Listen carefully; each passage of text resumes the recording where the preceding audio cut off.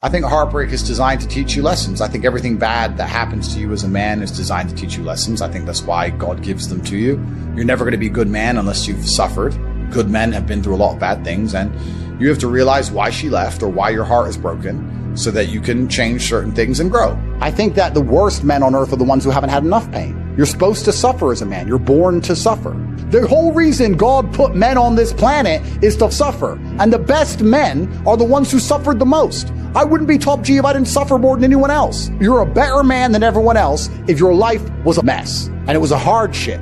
Because you're not what happens to you, you are how you react to it. Okay. And the best men on earth are men who have had their parents die, their best friends betray them, their girl betray them, thrown in jail, their money stolen, stabbed, robbed. And every time something happened to them, they sat there and they looked in the mirror and said, what can I learn from this? How can I stop this happening? Those are the best men. Those are the men respect. Those are the men women want. Why do women love scars? Look, they tried to kill him and they can't. That's why I want him. The best men suffered. You find a man who's never been through suffering and nobody gives a shit about him. Men don't like him and women don't like him. Men are no good without it. If you're an intelligent person and you crash your car, you sit and say, how did this happen? Was I driving too fast? No. Whose fault was it? Well, an amateur will say, it's their fault. They came speeding out at me. But a professional will say, no, they came speeding out at me. Why couldn't I avoid them? Why couldn't I move? Why didn't I see it? Why am I on this road in the first place? Like a professional analyzes everything from a position of what they could do about it, having control over all things. And it's the same with heartbreak. If you ask an amateur why his heart's broken, well, she left me because of blah, blah, and he'll just blame her like a dumbass. She's arrogant. She doesn't listen to me. Her friends convinced her to cheat. She wants this, that, instead of saying, I don't have what it takes to keep her. I don't have what it takes to talk in a way that makes her not want to listen to her friends. I'm not important. So if you self-analyze everything, then everything happens for the same reason. No matter what bad thing happens to you, including heartbreak, it all happens for the same reason, for you to analyze and get feedback. If you were more important and more successful, she was less likely to leave you. That's the truth. The thing about life is you become a better person via feedback. You don't ever become a better person via anything else, especially not practice. People say practice makes perfect, and that's the biggest mistake, because it's not true. Because I often get asked, Andrew, how do you speak the way you speak? And I say, well, feedback. And they say, well, you've practiced, right? Well, everyone practices how to talk. There's people who've been alive 30 years longer than me, who've been practicing to speak longer than I have. Don't speak the way I speak, for example. It's just an example. You have to feedback. You have to watch yourself talk. You have to see where you've made mistakes. You have to see where you say, like. You have to remove it consciously. You need feedback to improve. So if a woman left you, that's feedback. Learn the lessons and make sure it doesn't happen again. Or sit and blame her and pretend it's nothing to do with you and then wait for it to happen to you again, because it will. That's how life works. Like feedback I got from jail or my father dying or heartbreak or being stabbed or whatever it is, all of these things happen for you to learn from them. And everybody in life has these events and everybody in life has these traumas they can learn from, but most people are too stupid or too arrogant or too cowardly to sit down, blame themselves, look in the mirror, analyze the entire situation as if it was their fault, and see what they can do to prevent it from happening again. If I get wet in the rain, I blame myself. Why didn't I bring an umbrella? Why was I outside? Why was the car not nearer? Why didn't I check the weather? It's all me. Whereas the average person goes, why are you wet? It rained. And it's not their fault because the sky rains. It's not my fault. I can't stop the sky raining. Whereas I believe I could have stopped myself getting wet even if I can't stop the rain. It's a mentality. Heartbreak teaches you the power of understanding that in life, things will always get better if you try to make them better. There were girls who I dated when you were still a baby. So let's say I was 20 years old. And she was 19 years old, I was 20 years old, and we broke up for whatever reasons. This particular girl got some job where she had to move to London. And I was upset about it. If the heartbreak had never happened, well, I'd be that guy. I'd be with her now. I wouldn't have done all the great things that I've done. Heartbreak sucks. And you do have to deal with it. And again, know when to walk away without begging or humiliating yourself, especially in this day and age of DMs and messages being recorded and stuff. And each heartbreak, like with every bad event that happens in life, sets an important marker that you eventually look back on a longer timeline, and you see the growth and the self-improvement and maybe the hypothetical scenarios that would have happened had you stayed with that person or had you not been betrayed by that person. And yeah, it serves as very important markers on a timeline. But it's only once you progress a couple years past that timeline that you can see the knowledge in it. Unless you do it the wrong way and let it spiral you into down the toilet of self-destruction. In which case then you're like, oh, well, that's when my life went completely wrong. So no, that's when you chose to give up. They're two very different things. The heartbreak's fantastic. I wish my heart could still be broken. That'd be nice. Well, men live for women. This is the point.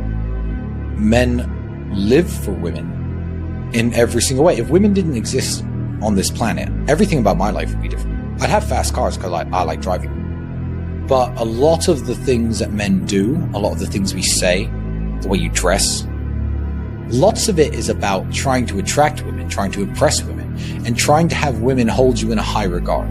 Because if women in general hold you in a high regard, then you as a high value man have your pick of the best women on the planet. And there isn't a single red-blooded male out there in the world who doesn't like the idea of lots of different women being attracted to him. Even if he's got his wife and he's in love and it's the first girl he's ever been with and he's, I don't know, a Mormon or a Muslim or a Christian who's super involved.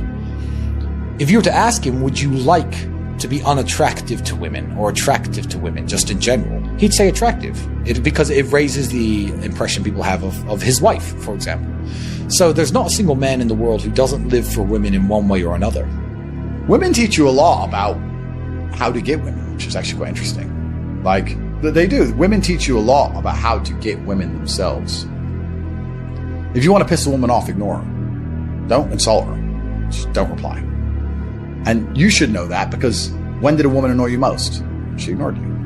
That's right. So, like, you can learn so much from them. But women are the prize, effectively. Sexual access, or access to sexuality, has always been a prize for men that effectively had to be earned.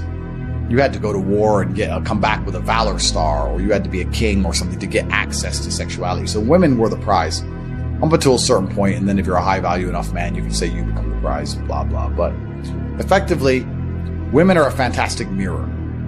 And how women treat you tell you a lot about yourself. Because women are ruthless. And if you're not if they don't see value in you, or if they don't see value they can extract from you, you're invisible to them. You know, you can go to a nice restaurant with a girl, and you can say, how many men are in here? She'll say, 3 or 4, and she'll ignore every waiter. If they can't get something from you, you're invisible. So how women treat you in general is a good mark for how much value you openly exude.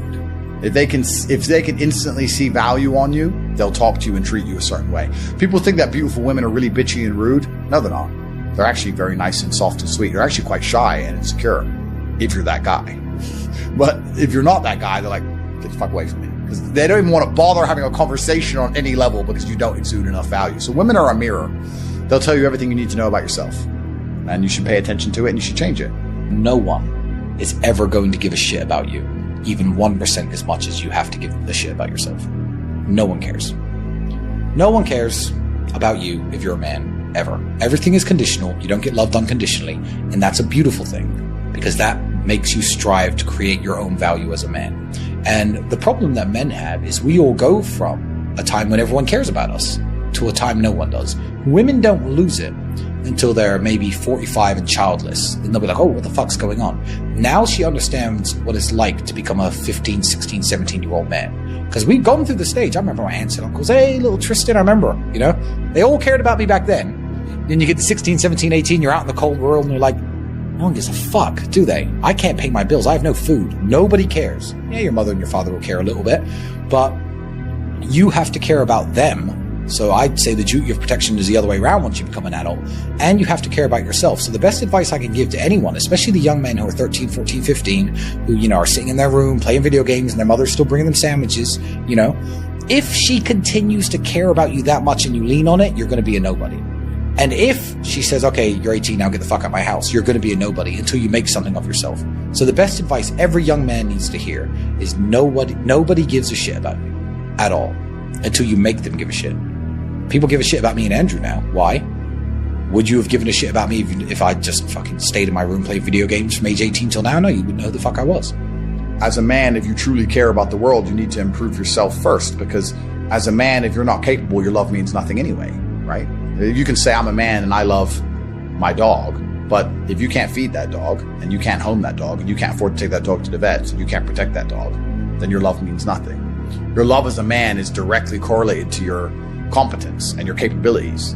So when a man who is capable loves you, it means something. A man who's incapable loves you, it means nothing at all. So if you're incapable, not necessarily important, not necessarily financially successful person, it doesn't matter what you feel about anything, because you could be replaced and nobody gives a shit. So if you truly care about that, I guess the lesson is, if you truly care about an issue, as a man, the first thing you should do is you should improve yourself. If you have a woman who you truly love, instead of buying her flowers every day, you should improve yourself. If you have a town that you truly love, instead of, I don't know what you would do, instead of telling everyone how great it is, you should improve yourself and you should start a business in that town so that there's more jobs in that town. It doesn't matter what it is. Self-improvement is the answer to showing your love for anything as a man. So when I see people say, oh yeah, I really love my girlfriend or whatever, and then I look at the guy, I say, no, you don't. Because if you did, you wouldn't be sleeping so long. You wouldn't be so insignificant. You'd be trying harder in some way. You'd be doing something. You're not doing anything. If you're not doing anything, you don't love anybody. I would say to all the young men out there who see me as a source of inspiration, motivation, knowledge, I'd again say something similar than I said to my brother. I'd say, if I exist or not, if I speak or not, if I do podcasts, if you hear my voice, it doesn't matter. You can do all of this without me as a source of motivation. Everything I've tried to say to you and everything I've tried to tell you, I've meant it because I care about not you personally, but the way that men are perceived in this world and the way men carry themselves in this world. And if you are a true fan of mine, don't get angry, don't go nuts, don't burn anything down. Don't let this become a moment in your life that spirals you down that toilet of self-destruction. You don't need me, and you can do this anyway. Best of luck.